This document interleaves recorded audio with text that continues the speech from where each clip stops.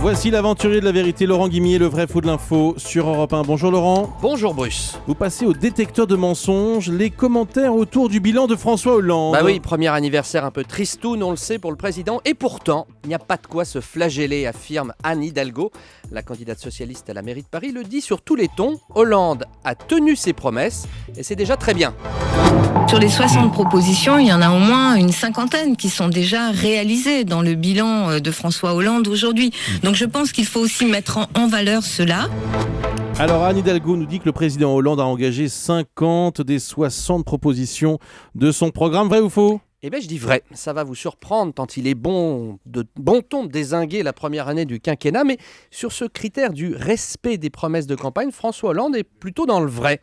Je précise ma méthode de calcul, les 60 propositions dont parle Anne Hidalgo, ce sont les 60 engagements qu'avait pris le candidat avant le premier tour. C'est un document qui a été tiré à des millions d'exemplaires et qui est d'ailleurs toujours disponible en ligne sur le site du Parti Socialiste. Alors, quand on parle de promesses, c'est très simple, il y a 3 cas de figure. Les promesses déjà tenues, finies, bouclées, exemple le mariage homosexuel évidemment, mais aussi la création de la banque publique d'investissement. Deuxièmement, il y a les promesses engagées et qui sont en cours de réalisation, les 60 000 postes dans l'éducation nationale. Puis il y a les promesses dont on sait déjà qu'elles ne seront pas tenues parce qu'elles ont été officiellement abandonnées.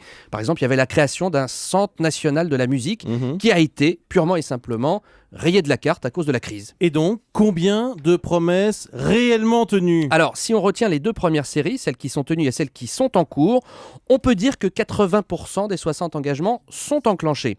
C'est également la conclusion à laquelle arrivent quasiment les auteurs d'un site internet auquel je rends hommage ce matin sur Europe 1. Il s'appelle luiprésident.fr.